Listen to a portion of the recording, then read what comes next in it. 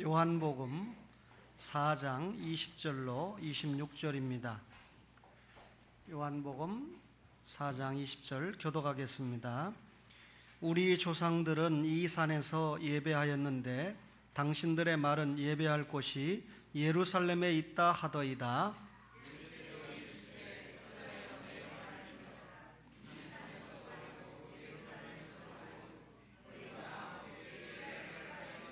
너희는 알지 못하는 것을 예배하고 우리는 아는 것을 예배하노니 이는 구원이 유대인에게서 날미라.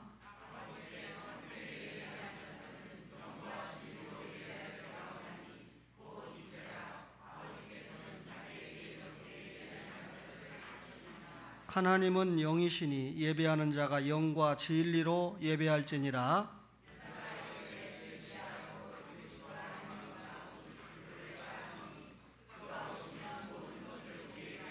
함께 예수께서 이르시되 네게 말하는 내가 그라 하시니라. 아멘. 오늘 예수님께서 사마리아의 수가성을 찾아가셨습니다. 이때 한낮인데 물을 길러 온 여인이 있었습니다. 예수님께서 유대에 가셨다가 지금 갈릴리로 돌아가시는 길입니다. 그런데 이 유대에서 갈릴리로 돌아가시는 길에 사마리아를 통과하고 계시다 그 말이죠.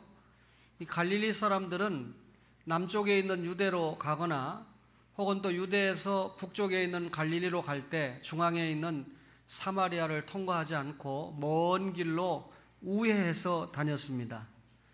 그럼에도 불구하고 예수님께서 이스라엘 사람들과는 달리 사마리아를 통과해서 북쪽 갈릴리로 가고 계시는 여정은 이례적인 것이었죠. 왜 이스라엘 사람들이 사마리아를 통과하지 않는가? 사마리아 사람들과 왜 상대하지 않는가? 이거는 과거 역사에 기인을 합니다. 사마리아는 원래 북쪽의 이스라엘의 수도였습니다. 여러분이 잘 아시는 것처럼 주전 722년에 북쪽 이스라엘은 아수르라고 하는 나라에 망하게 됩니다. 원래 이 에브라임 지파와 므낫세 반 지파가 거주하던 지역이 사마리아 지역인데 이 아수르의 살곤 2세 때 북쪽 이스라엘이 멸망을 하게 됩니다. 당연히 사마리아도 망하게 됐겠죠. 이때 이 살곤 2세가 이스라엘에 살고 있는 백성들을 상당히 자기 나라로 붙잡아 갑니다. 요즘 말로 말하면 쓸만한 인재들을 붙잡아서 흩어 놓게 됩니다. 그러면 북쪽 이스라엘 사마리아 지역에는 어떤 사람들이 채워지게 되느냐? 이 왕의 정책에 의해서 바벨론이나 구다나 성경에 보니까 아와, 하맛, 스발와임 등 전혀 하나님의 백성들이 아닌 이방 사람들로 사마리아에 채우게 됩니다.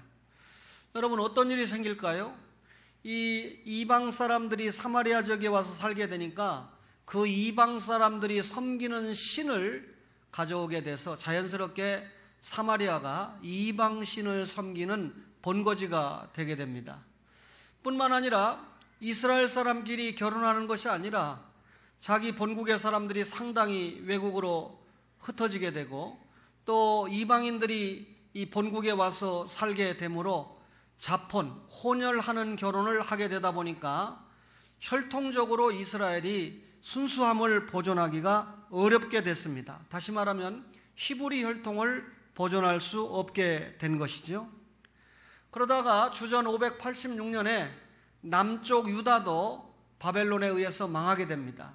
바벨론 70년 포로 생활을 마치고 주전 536년에 여러분 수룹바벨을 중심으로 해서 바벨론 포로로 끌려갔던 유대인들이 1차 귀환을 하고 성전을 재건하지 않습니까? 그리고 3차 이 느헤미야 총독이 지도자가 돼서 바벨론에 끌려갔던 이스라엘 백성들이 유다 백성들이 귀환을 하면서 돌아와서는 저들이 성 주변에 있는 성벽을 쌓는 작업을 재개를 하게 됩니다.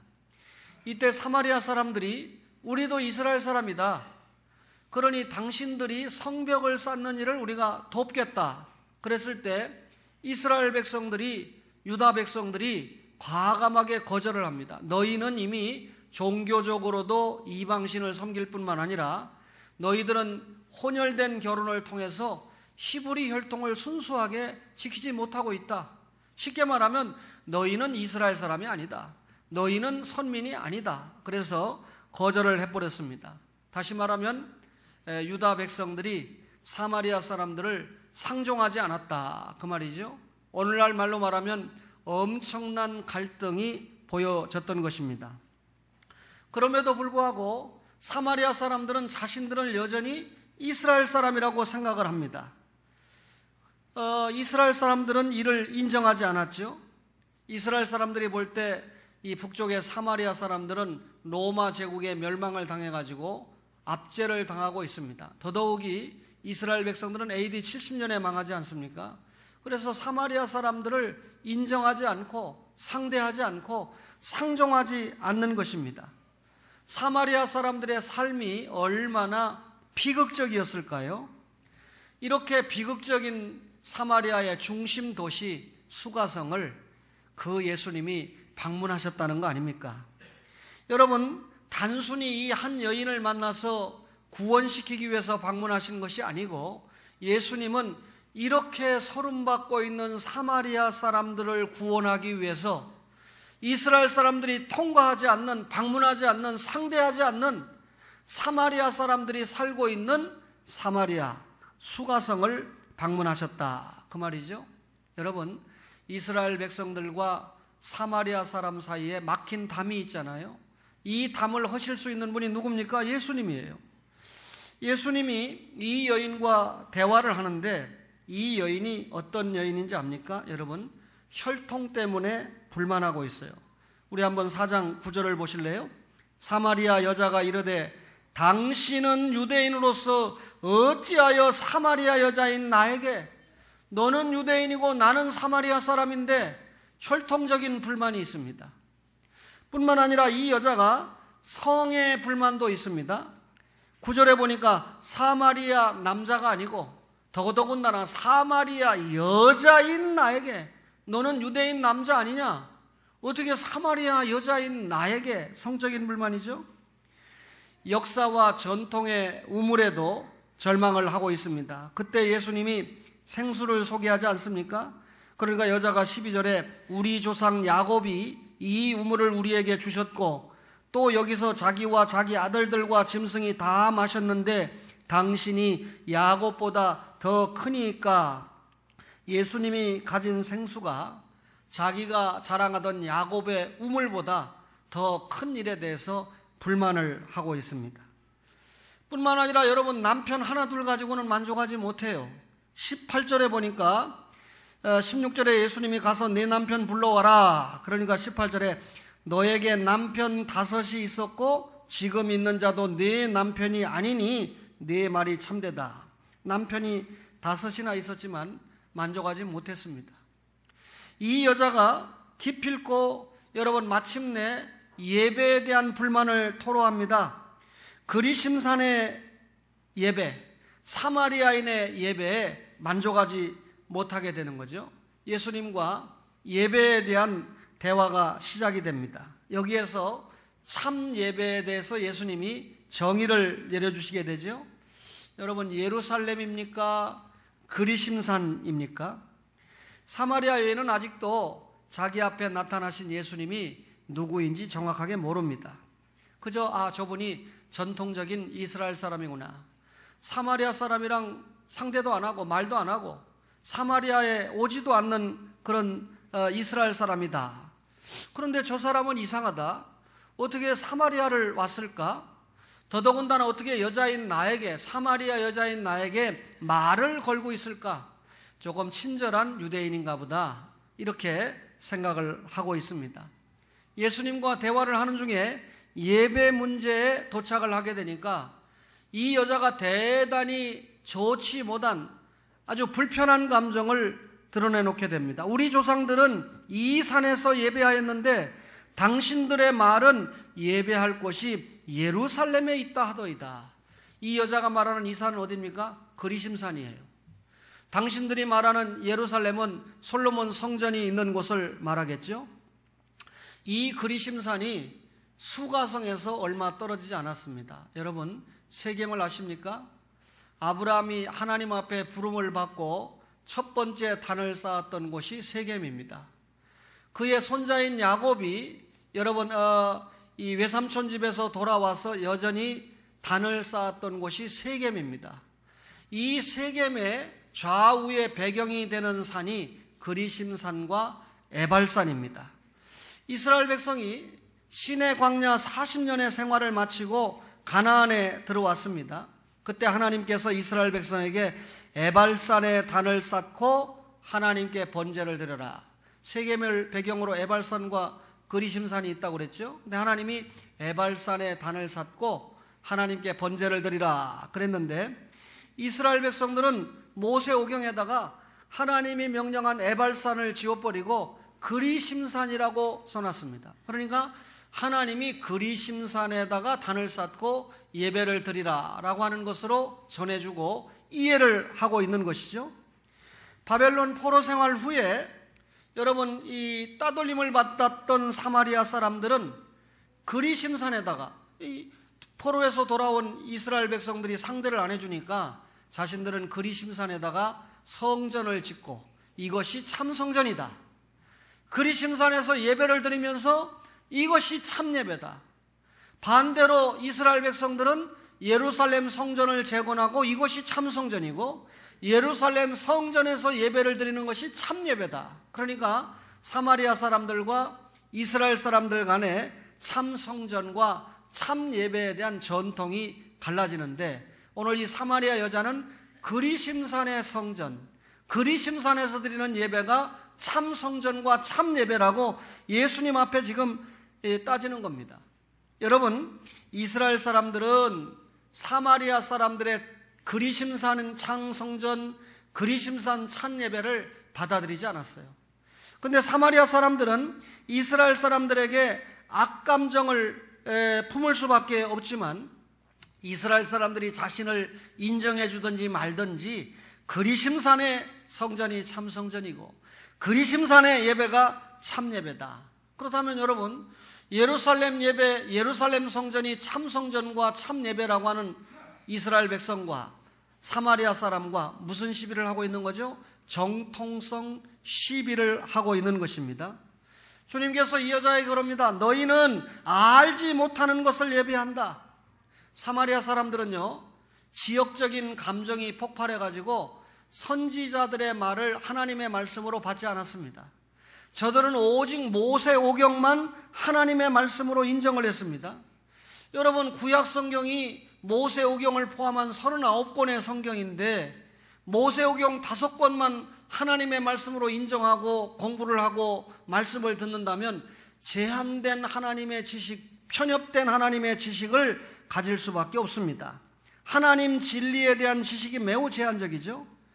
예수님은 이런 사마리아 사람들에게 하나님을 바로 알지 못했다. 너희들은 참 복음에 대해서도 바로 알지 못하고 있다.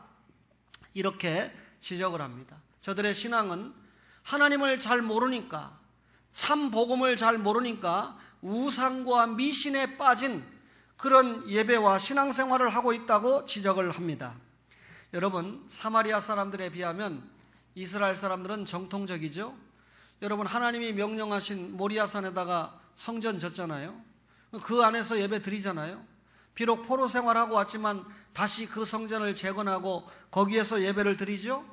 또 아무나 예배를 인도하는 것이 아니라 합법적으로 안수받은 제사장 가문, 레위 족속들이 예배를 인도하고 여러분 저들을 이끌지 않습니까? 그래서 주님은요, 구원은 유대인에게서 난다, 이렇게 말씀을 했습니다. 여러분, 이 말씀은 메시아가 사마리아나 사마리아 사람을 통해서 나오는 게 아니고 유대와 유대인을 통해서 예수님이 오신다, 아브라함과 다윗의 자손으로 오신다고 하지 않았습니까? 그런 말씀입니다. 여러분, 주님이 이 여자에게 하신 말씀을 보면 사마리아 사람과 이스라엘 사람들의 정통성 시비에 주님이 누구 편을 들어주는 겁니까? 사마리아 사람 편을 들어주는 게 아니라 유대인, 이스라엘 사람의 편을 들어주고 있는 것입니다. 여러분, 그렇다면 유대인을 통해서 하나님의 구원 역사가 이루어졌습니까? 유대인들도요, 사마리아 사람 못지않게 타락했습니다. 어느 정도 타락했습니까? 예수님께서 이 땅에 오셨는데 죽일라 해요. 예수님이 33년 사셨는데 빌라도 총독 앞에서 예수님 죽이라고 온통 합세해서 소리 지르는 사람들이 유대인들입니다. 여러분, 예수님은 수도 없이 유대인들에게 회개를 촉구했지요. 그런데 저들이 회개하지 않습니다. 이 여인에게 예수님이 말합니다. 이 산에서도 말고 예루살렘에서도 말고 너희가 아버지께 예배할 때가 이르리라. 예루살렘 성전과 여러분 그 예배가 그리심산 성전과 그 예배보다 정통적 예배라고 말할 수 있겠죠. 오늘날 여러분과 저가 우리는 여러분 예수교 장로의 고신교단입니다. 여러분 한국에서 정통성 시비를 이야기할 때 고신교단보다 더 정통성을 가진 교단은 없지요. 그러나 그런 거 가지고 울어먹지 마세요. 감리교가 어떻고 성결교가 어떻고 심례교가 어떻고 순복음교회가 어떻고 장로교회가 어떻고 여러분 다 이걸 교파라고 그러죠. 교파. 여러분 교파는 다르다 할지라도 살아계신 하나님을 고백하고 예수 그리스도를 믿는 믿음으로 여러분 구원받는다고 가르치고 믿으면 주 안에서 한 형제입니다. 여러분 합동교단, 고신교단, 합신교단, 통합교단, 교단이 많죠. 이건 한 장로교 안에 여러분 교단이 다른데 오히려 교파가 다른 것보다 교단이 다른 게 더 문제예요. 저는 감리교나 순복음교회나 성결교회가 저하고 훨씬 가깝다고 생각합니다. 같은 장로교 안에 통합측이나 기장측은 저하고 왠지 멀어요. 너무 거리가 멀어요. 그러니까 어떤 면에서 교단이 가까운 게 아니라 교파가 더 가까운데 여러분과 저가 나는 정통교단이다, 고신교단이다 어쩌란 말입니까? 그거 가지고 울어먹지 말고 내가 정말 이 교회에서 이 교단 안에서 참 예배를 드리고 있는가? 참 진리를 믿고 있는 성도인가? 고신교단에 속해도 엉터리 신앙을 가진 사람 별 볼 일 없어요. 감리교를 다녀도 제대로 된 신앙과 생활을 보이는 이가 훌륭한 것입니다. 여러분 사마리아인의 그리심산 예배냐 이스라엘 사람의 예루살렘 성전의 예배냐 중요하지 않습니다. 뭐가 중요합니까? 영과 진리의 예배가 중요하다 그 말입니다. 그렇다면 우리가 의식인가 마음인가를 확인해야 됩니다. 사마리아 사람이나 이스라엘 사람들은 다 같이 의식이나 형식을 통해서 하나님께 예배를 드리려고 합니다. 가끔 제가 이 학원 예배에 가보면 믿음이 좋은 가정에 이 장례 예배는 그런 일이 없는데 조금 믿음이 약간 이 모자란 가정에 보면 뭐가 하나 나타나가지고 이쪽으로 조금 틀으세요. 방향이 이렇게 되면 큰일 나. 여러분 시체를 이쪽으로 정확하게 풍수지리설에 의해서 묻어놓으면 주님이 오실 때 부활을 잘합니까? 만약에 그게 삐뚤어지면 주님이 오셨을 때 삐딱하게 부활합니까? 참 여러분 형식과 의식에 매이는 사람들 참 많이 보지요. 제사 지내는데 또 여러분 참 얼마나 방법이 까다로운지 그죠? 살아계실 때 저 아버지 어머니 용돈 한 번도 안 드리면서 살아계실 때 자기 아버지 어머니 여러분 공경도 제대로 안 하면서 외국어 대학교에 저한테 배우는 학생들은 스마트폰 가지고 회개했습니다.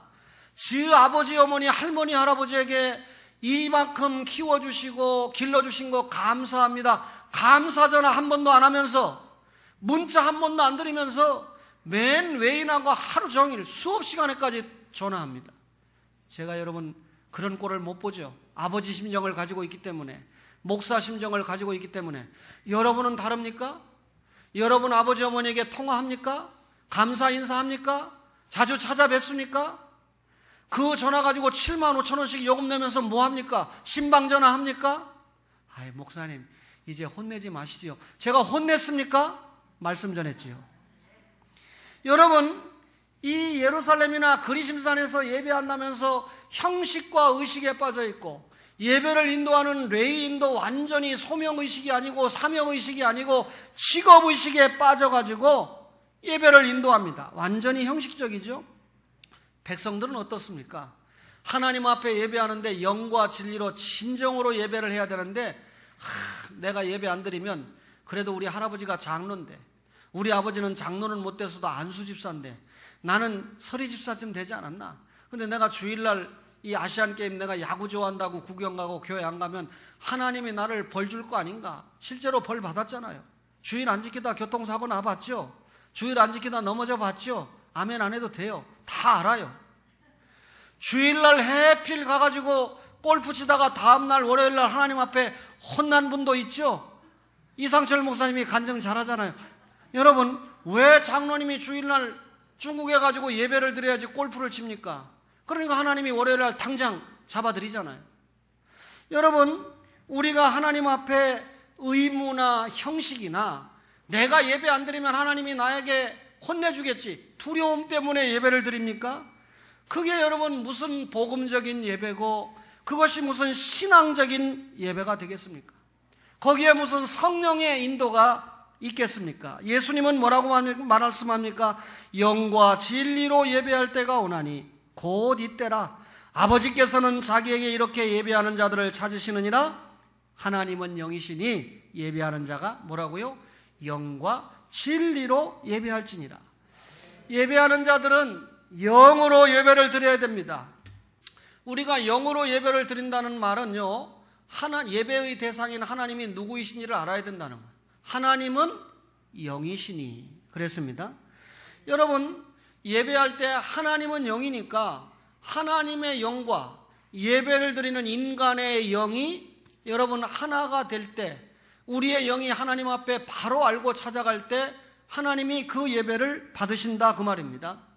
하나님이 영이시니 이 말은 하나님의 속성, 성품을 얘기하는 게 아니에요.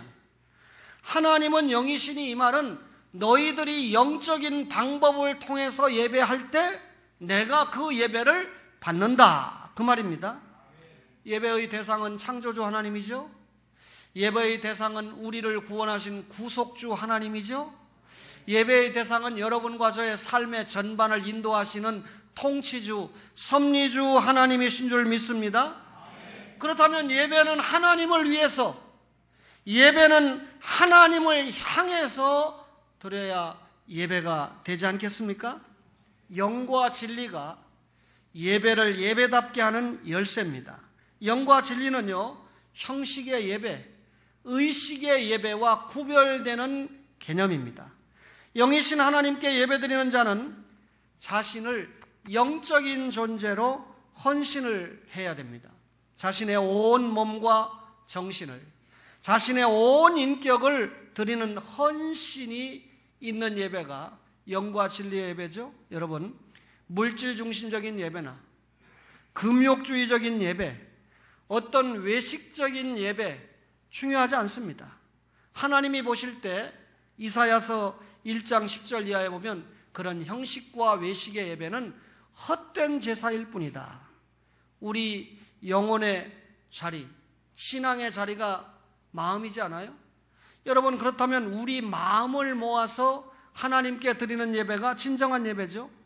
마음을 다 드리는 것은 하나님을 향한 성도의 정성입니다. 여러분과 저의 마음을 하나님께 드린다, 사랑입니다. 우리의 마음을 하나님께 드린다, 이것이 하나님을 경외하는 것입니다. 일시적으로 하나님께 몸을 드릴 수 있어요. 보면 교회 와서 봉사하는 것 같고 예배는 혼자 잘 드리는 것 같고, 여러분, 그러나 마음을 드리지 못하는 경우가 보입니다. 하나님께 물질은 드릴 수가 있습니다. 헌금은 드릴 수가 있습니다. 그런데 마음을 드리지 못하는 경우를 보게 됩니다. 여러분, 마음과 함께 드리는 몸이 하나님께 참으로 드리는 것이죠. 하나님께 물질만 드리는 것이 아니라 마음과 물질을 함께 드리는 것이 하나님께서 받으시는 예배다 그 말이죠. 여러분, 우리가 하나님이 지시하는 방법대로 영과 진리로 영적인 예배를 드려야 됩니다. 오늘요, 우리가 예배의 순서를 보면 예배의 부름이 있습니다. 여러분, 하나님의 영으로 인도를 받는 자가 하나님의 자녀죠. 우리 예배가 하나님의 인도, 하나님의 성령의 인도로 예배가 되는 것입니다. 예배 시간에 기도하죠. 기도도 성령님의 인도가 없이는 기도가 안 돼요. 우리가 여러분 기도하지 못할 때 성령님께서 말할 수 없는 탄식으로 우리를 대신해서 기도해 주지 않습니까? 우리의 기도도 성령님이 주장을 하십니다. 뿐만 아니라 우리가 신앙 고백을 하지 않습니까? 신앙 고백도 성령님께서 주장을 하십니다. 고린도전서 12장 13절에 보면 한 성령으로 세례를 받았다. 여러분과 저가 예수 그리스도의 십자가와 부활을 믿는다. 무슨 말입니까? 한 성령으로 세례를 받았다. 우리가 십자가와 부활이 믿어지면 그 성령님께서 우리로 하여금 같은 신앙 고백을 하게 한다. 그 말입니다. 지금 제가 예배 중에 하나님의 말씀을 전하는 설교를 하고 있습니다. 설교도 성령님이 인도하십니다. 요한복음 16장 26절에 보면 진리의 성령이 오실 때 그가 나를 증거할 것이요. 여러분, 베드로가 고넬료 집에 방문해서 하나님의 말씀을 전할 때 성령의 은총이 충만했고 가이사라의 성령 역사가 이루어지지 않았습니까? 하나님께서 지금 여러분의 목사를 통해서 전하시고자 하는 하나님의 말씀이 이 시간에 전해지는 줄로 믿습니다. 그러면 목사의 설교를 누가 주장하십니까? 성령님이 주장하십니다. 그 설교가 여러분의 가슴에 받아질 때 누가 역사하시는 겁니까? 성령님이 역사하시는 겁니다. 여러분 뿐만 아니라 예배 중에 찬송하고 우리가 시편을 교독한 것도 성령님이 주장을 하십니다. 여러분 히브리서 13장 15절에 보면 찬송의 제사다 그렇게 말씀을 하고 있습니다. 성령님이 여러분 주장을 하셔요. 여러분 예배가 마치고 나면 축도를 하지 않습니까? 이 성령과 축도도 여러분 성령님이 주장하십니다. 고린도후서 13장 13절에 보면 성령의 교통하심이 너희 무리와 함께 할지어다 이렇게 마칩니다. 여러분 우리의 모든 예배를 누가 주장하십니까? 성령님이 주장하십니다.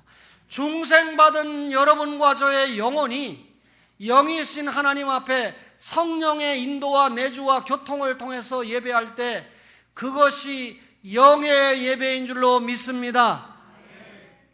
어떻게 여러분 그렇다면 우리가 여러분 영적인 것이 빠져버리면 헛된 예배입니다.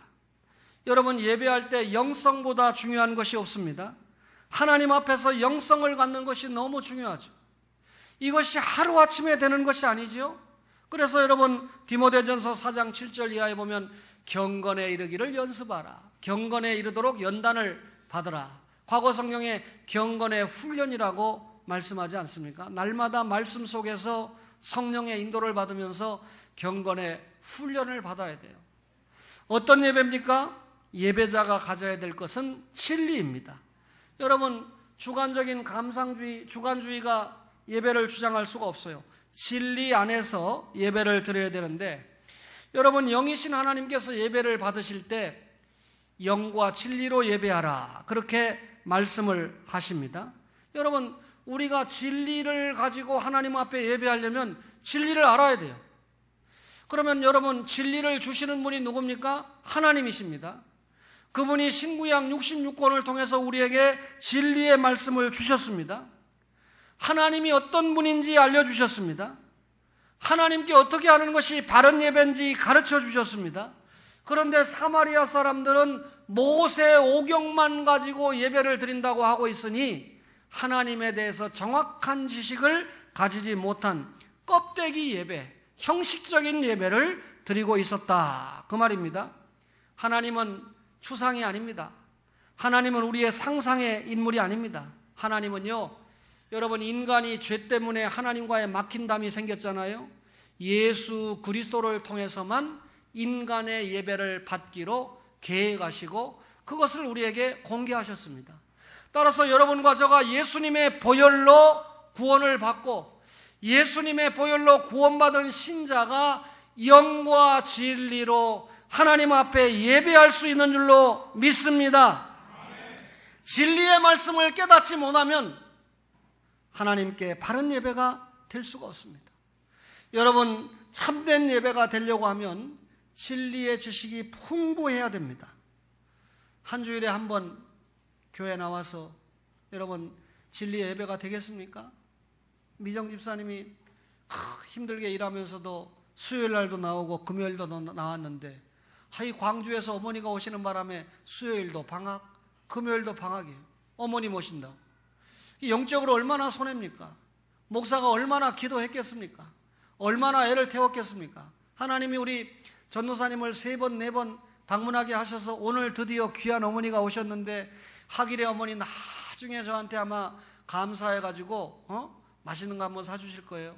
얼마나 우리가 하길의 어머니를 위해서 기도하고 그 손녀 지수를 위해서도 우리가 얼마나 기도하고 있는지 현장을 확인하셔야 돼요. 오늘 한번 나오신 걸로 끝나면 얼마나 좋겠어요. 여러분, 이 어머니가 바른 진리를 알고 깨닫게 하는 시간까지 딸의 역할과 전도사님의 역할과 교회 역할, 내가 오늘 교회 처음 가봤는데 찬송도 어렵지만 목사님이 뭔 소리 하는지 하나도 모르겠더라. 그걸 알면 큰일 나게 해요. 여러분, 그 목사가 하는 설교가 귀에 들리고 가슴에 저장이 되는 시간까지 얼마나 빠르게 단축을 시키느냐가 여러분들의 역할이에요. 초원교회 권사님들이 왜 있습니까? 집사님들이 왜 있습니까? 더 이상 제가 설교하지 않아도 깨닫기를 바랍니다. 진리를 깨달아야 예배가 돼요. 한 장로님이 총회 성경대학이 있고 총회 교사대학이 있다. 목사가 이런 얘기를 꺼내면 그거 어디에서 봤는데 이래 나와야 되는데 안 보잖아요.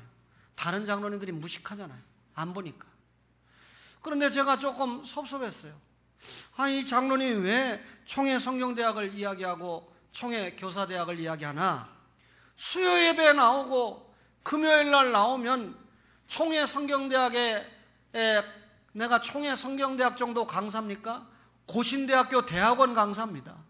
그러니 자기 목사가 그 정도 진리식을 가지고 있다고 하면 수요일과 금요일에 나오면 들을 수 있는데 장로님이 먼저 수요일 날 나오세요.